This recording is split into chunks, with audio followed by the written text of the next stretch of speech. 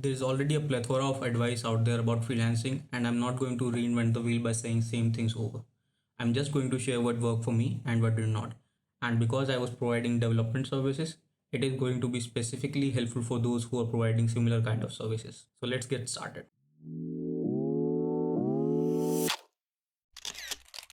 So people, I have this notebook where I've been keeping tabs on what works and what does not work.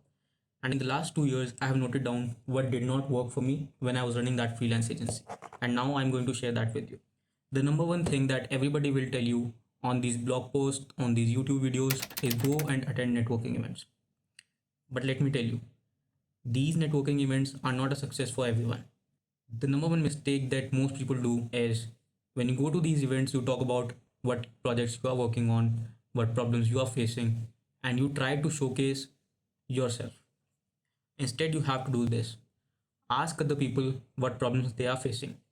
Second, ask them what kind of projects they are working on. And third, ask them what tools and processes they are using to stay ahead of the competition. This will give you three important data points. Number one, by showing interest in their work, you'll be able to form a better connection with them. By showing interest in what kind of projects they are working on, you'll be able to learn what kind of projects have the most demand in the industry. And number three, by knowing the processes and tools they are using, you will be able to eliminate the time that you need to spend on R&D, and you can directly implement those same processes in your agency as well, and you can turn yourself into a productivity machine. Let's talk about the second pitfall. It's running ads. Running ads is not easy, but when you're starting out, you are naive and you don't know that. You think you will pour in some money, you will get some clicks, you will get some visitors, and you will get some conversions. But it's not that simple. There are competitors out there who are willing to spend much more money than you, who have years of data based on which they can run their ad campaigns more efficiently than you, and they have client testimonials which help them establish their brand trust in the mind of the visitor. You don't have that. That's why it's important to know that running ads is powerful, but it comes at a very later stage. Now let's talk about the third pitfall, which is mindlessly applying the same proposal to every gig on Freelancer and Fiverr. Now this may work for some other kind of services, but in development services, it does not work. And even if you get some projects from these platforms, it is not sustainable in the long term. And why this does not work is kind of clients these platforms are attracting have a psychology where they expect cheap work, and you will be racing down to the bottom of the hell by competing on prices. So you should totally avoid these platforms. What you should do instead is explore high ticket platforms like Upwork, TopTal, and any platform which has a certain barrier to entry. So these platforms will usually provide you high ticket clients which have a good mindset. They are willing to work with you to get good results. They are not there to get some cheap work. And when the barrier to entry is a bit high, you are going to have less cluttered market. So competition is going to be quality competition. They are not competing on prices. They're usually competing on results. So let's talk about the last thing that didn't work well for me is running automations. And I have discussed this with other agency owners and freelancers, and they say the same thing, that automations don't work when you're just starting out. When I talk about automations, I'm talking about cold outreach automations. These are not working when you're starting out because the worst case scenario and the best case scenario, they are both bad for you.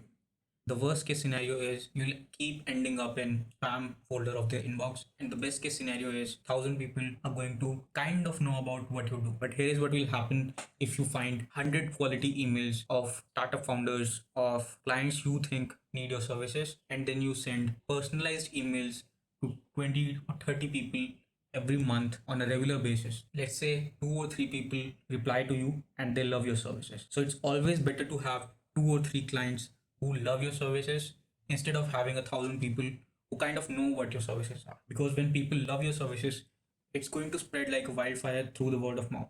They're going to talk about it with their network, and you're going to get more work through referrals. And that's it. Those are all the things that didn't work for me, and I wrote them down in this notebook. I'm going to start telling you what worked for me, and this is the most valuable part of the video. So let's get started with what works. The number one thing that worked for me when I was just starting out is showing my work, showing the kind of projects that I've done in the past, the kind of projects that I'm interested in, and How I showed my work? I shared my work on platforms like LinkedIn and Twitter. If you want to know more about sharing your work, you should definitely check out this book, Show Your Work by Austin Leon. It's an amazing book and I will definitely recommend it to you. There is also a movement around this called Build in Public. You'll find that hashtag on Twitter and LinkedIn. You'll see a bunch of people sharing their work with that particular hashtag. Now, the goal when you're sharing your work is not to get followers, it's not to get likes. The goal is to get in front of right people at the right time. It's basically you are building a bank of content that tells someone about you, and let's say someone is interested in you and your work. So if you have posted these content online, and if you have left a trail of breadcrumbs on the internet telling about what kind of work you do, how you do it, what are your ethics, what are your values, um, how you conduct business, and you can tell this on LinkedIn, Twitter, and YouTube in all sorts of formats, in writing or in video. In 1 hour, they are going to binge all the content around you that you have left for them, and they are going to know about everything you do, how you do it. They will have all the knowledge around your services and how you do it, and they'll be all the more interested to work with. That's why you share your work. The second thing that works is open source projects. What you need to do is create some open source projects, maybe some project management tools, some landing pages, some AI automation software, some bots. And what this is going to do for you is when clients come to you looking for the quality of code, the documentation style that you provide, the cleanliness, the scalability, the architecture of the code that you provide, you can point them to these softwares, you can point them to these repositories and say, look at these projects, look at the quality of code that I created for free, and if you like these, then we can proceed ahead. And this is going to be a very big advantage that you'll have over your competitors, because you have some projects that you can showcase even before starting the contract. You can show what kind of quality you can provide. And this follows the concept of basically giving before asking. There is a promoter out there of this concept right now by the name Simon Squibb, and he's getting pretty famous these days. And all he's asking people is, what's your dream? He helps them fulfill their dream without asking for anything in return. And that's the concept he's promoting, give without asking. And when you do open source projects, you are doing exactly that. You are you're providing a software for free with its code, and along with that, you're showcasing it to the world. Okay, let's talk about the next thing that works. It is basically referral programs or affiliate programs. You contact other agencies which are overflowing with work, and you tell them, hey, clients are coming to you looking for quality work, but you are busy with projects, your team is at 100% utilization. So we'll take your work, we'll provide quality work. You can check our work by looking at our open source projects, by looking at our past history, and we'll provide a certain percentage commission for that particular lead to you.